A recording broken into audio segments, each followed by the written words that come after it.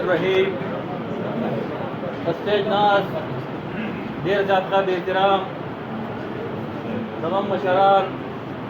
ضلع اسماعت سینئر نائب صدر خواجہ محمد خان زمونږ د پی کے کور سابق امیدوار اسیم الله خان حاجی زاید خان او د تحصیل پروزو صدر صاحب سکیو دغه کابینه او مخې ته ناست د بابوزو سره تعلق لرونکو مشرانو همزولو او کشرانو او خصوصا دلته کې چې راغلي نه کم ناست دي زمونږ ملګري استادان ملګري وکیلان د نیشنل یوث ارګنایزیشن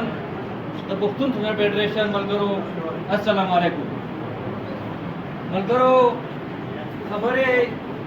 زموږ مشرانو وکړې محمد عالم خان دا وکړې او شاعرانو په خپله ژبه کې وکړې او مزید به هم کوي که زه صرف دومره ویل غواړم چې نن کومه ورځ لمانځلی شي هغه یوم بابړه چې ورته وایي چې د بابړې ورځ ده په دې ورځ باندې په 14 اګست په 1943 کې کله 48 کې کله چې زمونږ فخر افغان باچا خان او رهبری تحریک خان عبدالولی خان په جیل کې وو نو د باچا خان پیروکار را پاسېدو او په بابړه کې پرامن احتجاج شروع کو نو هغه داغه وخت جابر قیوب خان را ولګېدو او په هغه خدای خدمتګارانو باندې ګولۍ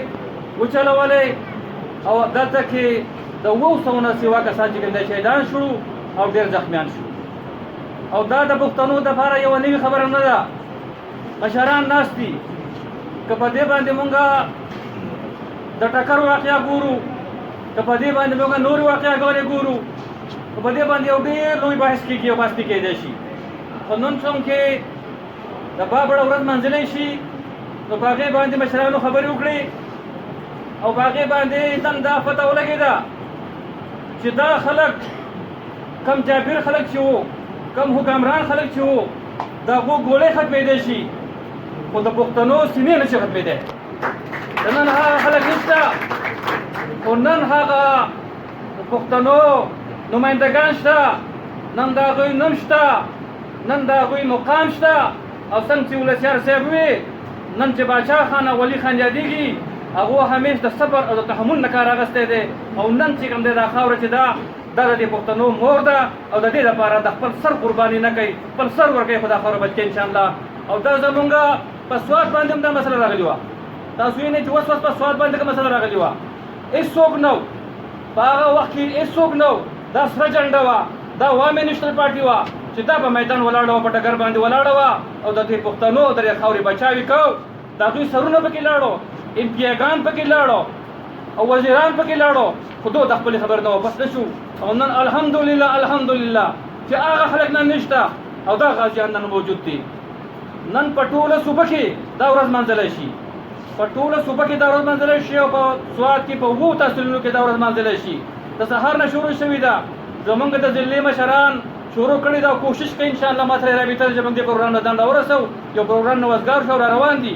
کوشش به کوو انشاءالله چې هغه راشي هغه هم واورو خو که هغه نه وي نو زمونږ د داسې مشران زموږ سره ناست دي چې په دې خبره باندې ښه پوهېدي او په دې خاوره باندې خپله خبره کولی شي او خپله خبره مخ په وړاندې هم پوهېږي انشاءالله مونږ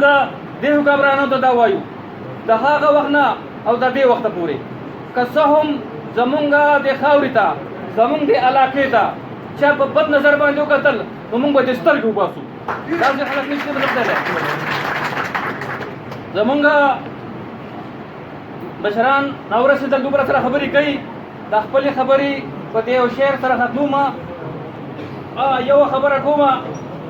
او ستاسو نه اجازت هم اخلم دا خبره خو دې وخت مناسبت سره نه ده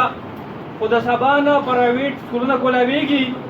او هغه پرایویټ سکولونو والا چې دي هغه وایي چې د کم 4 میاشتو کومه چې کم چوټي شوې ده د هغې فیسونه د ماشومانو نه غواړي نو موږ د دې هاوس نه دا منظوري اخلو چې کم چوټي وه د هغې فیسونه به د هغې نه نه اخلي او د سبا نه چې کوم دا شروع کېږي انشاءالله د هغې نه به بیا نوي دغه شروع کېږي دا شته به دا انشاءالله دا تاسو ته منظوره ده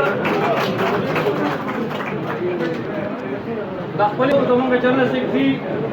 شادوران خان راغی او زمونږ پریس سیکرټري صبور خان راغی هغې به سره خبرې کوي وایي ملګرو پښتنو لږه پښتو به کول غواړي ملګرو پښتنو لږه پښتو به کول غواړي دا سترګې د حالاتو د کږې سمول غواړي او چې مونږ تږې ترسکی نه شو اغیار پکې لمبېږي نو دا سیند که اباسین دی په دې اور لګول غواړي